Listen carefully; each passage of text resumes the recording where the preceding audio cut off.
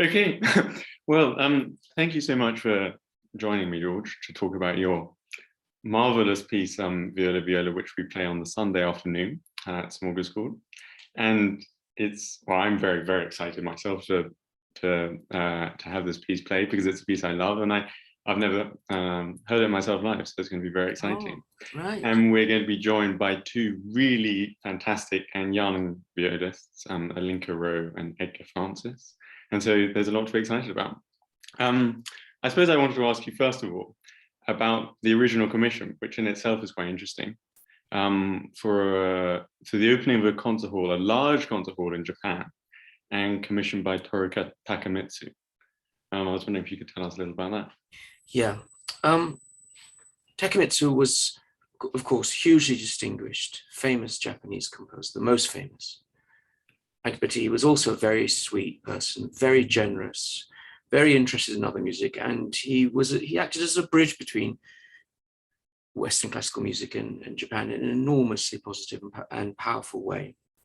I got to know him and liked him very, very much, and he came up with this idea for the second concert of Tokyo Opera City, for which he was the artistic advisor. The first concert of this glorious, beautiful hall in Tokyo was going to be the Matthew Passion. And the second one was going to be a viola duo for Nobuko Imai and Yuri Bashmet to play. Now, the repertoire for viola duo is not particularly rich. And so he wanted to commission a piece, and he was adamant that he wanted me to do it. And at first I dithered, because more than dithered, I was quite hostile to the idea, because firstly, two violas isn't the most sumptuous palette, at least when you think about it at the beginning of writing, but also the concert hall seats 1,600 to 1,800 people. So it's a huge space. So I thought, how would I fill adequately such a large space with only two violas at my disposal, even though they're two famous viola players who were both friends of his. So I wasn't certain. And then I went to Japan for the first time to give a lecture on Webern, and was fascinated by the country. And I saw Toru there. He had been ill, but he had just came out of hospital, and he was there to announce the project of the opening of Tokyo Opera City in a year or two in the future. And we had some time together, and I will still see him leaving the room where we'd had tea together and turning at the door quite far away. And he pointed at me in a sort of jokingly aggressive way. He says, "You do it," meaning the piece.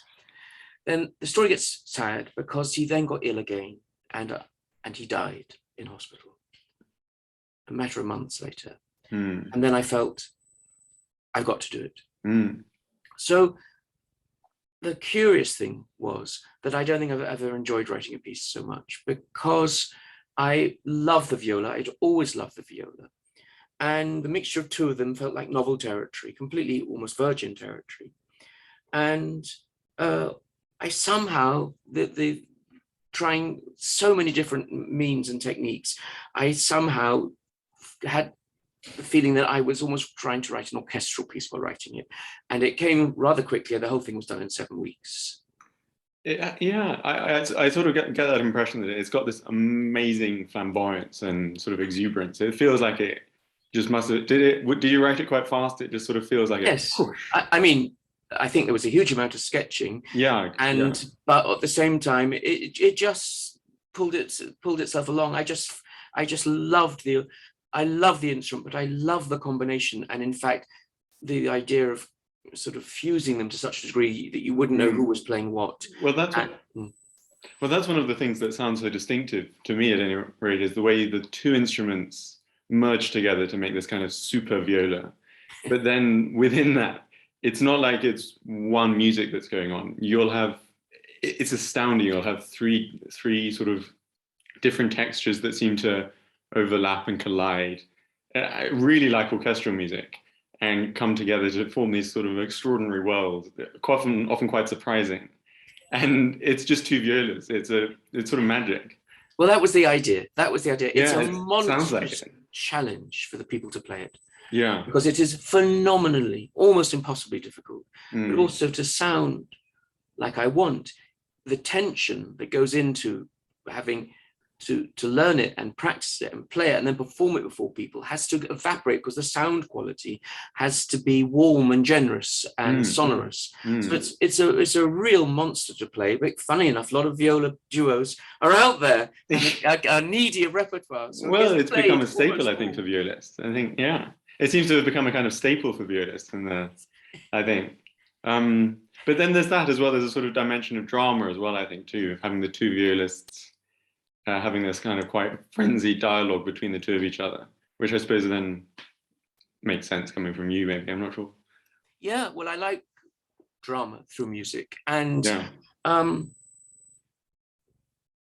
The basic thing behind the piece is that the material swaps sides so quickly, and each type of material in a specific register, that the listener can't work out, and they really can't work out who's playing what. And so they stand back and they accept there's a super viola there, or even a small orchestra of violas. As the piece proceeds, each individual viola has a chance to sing in and assert itself. And that's the sort of dialectic, or the battle of the piece, whether they're joined into a super viola or they're individuals. By the end, they're back into a super viola with really the last page is super hard, but then every page of it is super hard. I try to make the harmony resonant, and in so doing I disguise a lot of the time inside the harmonic texture, which sometimes has six note chords. There's a lot of open, as there probably would have to be, open strings that you aren't really aware of, but are there, and that also makes this beautiful resonant instrument, it makes it sort of burst and sort of, totally. And you get this with the pizzicato chords as well at the end, which are very, very flamboyant. Suddenly you bring out bells as well. Yes, maybe. It's another fan. And also one other striking thing that I'd like to mention is the which I think is quite characteristic of this piece as well, is the extraordinary, very, very long phrase lengths and very long bar lines as well, with sort of 10 beats in them, which I think gives it quite an interesting, very flowing sort of character as well, and adds to this beautiful sort of slow build up of tension that you have through the piece. Well, there is another form of play going on. There are background rhythms underneath the music. The first one is a very simple one of 2+3. And as the piece goes along, those background rhythms expand. Now, they're not present all the time. They guide the music, and sometimes they're made clearly extant, and other times they disappear into the texture. There's a gradual process. I mean, sometimes people play the piece by starting very near to each other and then getting further apart. And other times they do the opposite. Or sometimes they just play it in a line facing each other. But the idea is that something that the last rhythm for the last page in the background is 24 beats long, little beats long. So there's a process of expansion throughout the score. I see. I hadn't realized that. I see. Yeah, it makes sense. In successive stages. So it kind of grows outwards. That's, yes, it is. Yeah, that makes sense. Rhythmical and harmonic terms, yes. I see, right. Okay. Like the low C string, if I'm right, is saved for the middle of the penultimate page. I don't think it sounds, I'm not sure. I don't think it sounds ever. That wonderful. Oh, at the very climactic moment you bring that out. Yeah, very nice. Wonderful low C string, which is the most delicious string of any string instrument. Nothing sounds like it. Well, in my new cello piece, I detune the C string to a B string. Ooh. And that makes a delicious, delicious sound, I've discovered. Do you know that Schumann did that down to B flat? Yeah, in the piano quartet. Yeah, which is also very exciting as well. Yeah. Beautiful, the coda of the slow. Yeah. Anyway, well, that's very kind of you. It's been lovely to have a little taster of Viola,